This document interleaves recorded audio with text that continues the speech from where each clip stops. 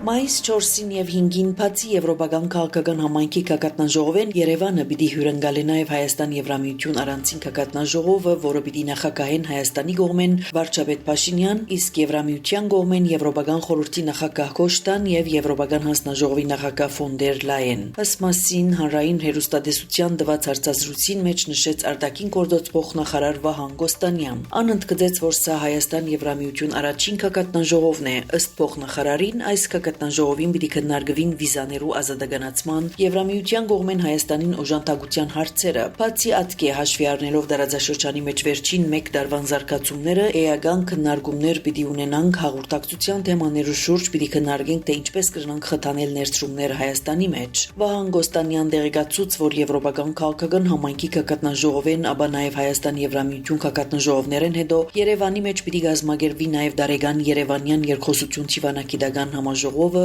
որտեղ նաև շարքը եվրոպացի բարձրաստիճան պաշտոնյաներ պիտի մնան մասնակցելու համաժողովին։ Բացի այդ, Ֆրանսիայի նախագահ Էմանուել Մակրոն պետական այցով Հայաստան պիտի այցելե, որուն ժամանակ պիտի ստորագրվի ռազմավարական գործընկերության փաստաթուղթը։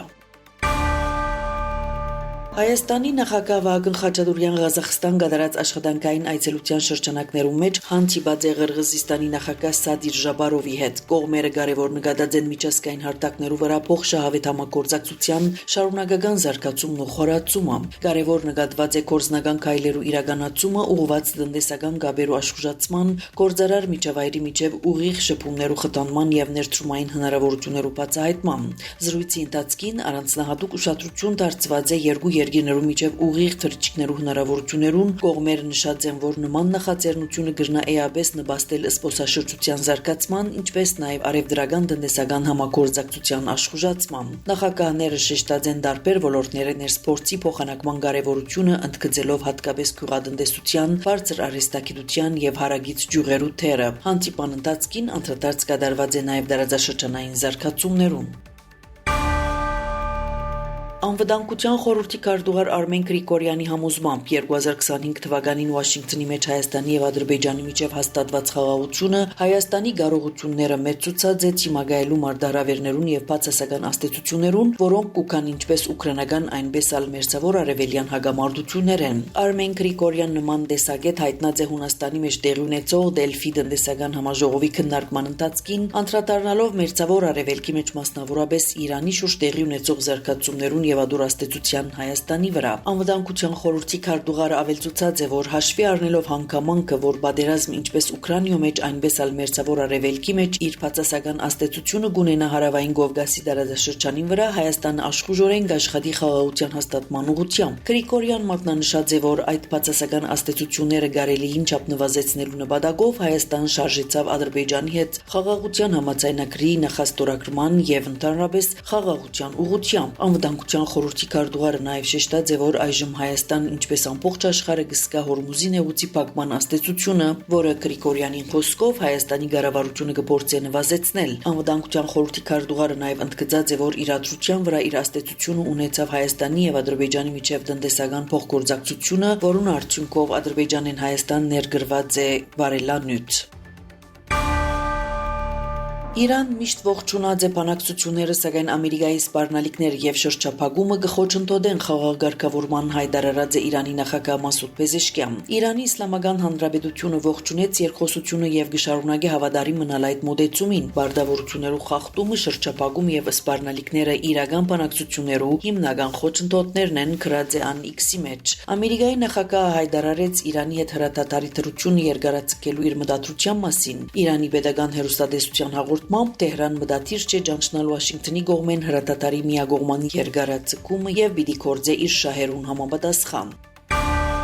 Իրանի արտաքին գործոս նախարար Աբբաս Արաքջի Թեհրանի մեջ հանդիպած է Հարավային Կորեայի արտաքին գործոս նախարարի հատուկ բանակնած Ջանգ Բյոնգ-հանի հետ։ Կհայտնի Իրանի կառավարության տարածած մամլո հաղորդակցությունը։ Արտաքին գործոս նախարարը բանակնածի ներկայացուցած է Ամերիկայի եւ Իսրայելի հանցագործությունները Իրանի դեմ 40 օրյա պատերազմի ընթացքին եւ գոչ ըրած է երկիրներուն հստակ եւ վճռական դիրքորոշում ընդունել դատապարտելու այս հարձակումները։ Արաքջի հայտարարած է, որ Ամերիկայի եւ Իսրայելի գործողությունները Պարսից ծոցի տարածաշրջանի մեջ եւ եւ Հորմուզի նեղուցին անապահովության արմատն են։ Իրան որպես ափամերձ պետություն միջազգային իրավունքի համաձայն միջոցներ ձեռնարկած է իր անվտանգությունն ու շահերը պաշտպանելու համար։ Հետևանքներու պատասխանատվությունը կգրեն հարցակողները ըսված է կառավարության դրած հաղորդակցության մեջ։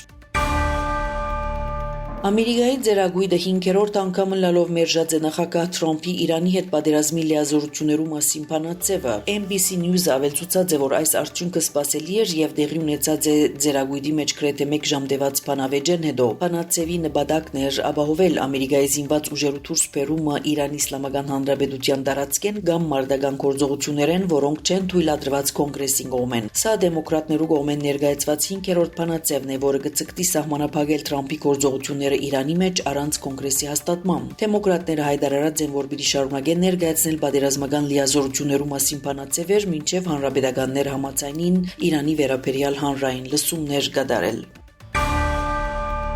Ռուսաստան եւ Ուկրաինա փոխադարձ հարվածներ հաստուցած են ապրիլ 23-ի գիշեր Դնեպրոպետրովսկի մարզը ենթարկված է ռուսական անօդաչու թռչող սարքերու հարձակումին, վերջին տվյալներով 2 զոհ եւ 8 վիրավոր։ Անօդաչուները մեկը հարվածած է բազմաբնակարան շենքը, որում պատճառով հրթիռ փռնգած է։ Նաեւ ապրիլ 23-ի արավոտյան գանուղ Սամարայի մեջ ուկրաինական անօդաչու թռչող սարքը բնակելի բազմահարկ շենքի վերի հարկերուն զարնված է, իսկ բեկորներ ինգած են հարագից տարածքին վրա վիրավորներ կան։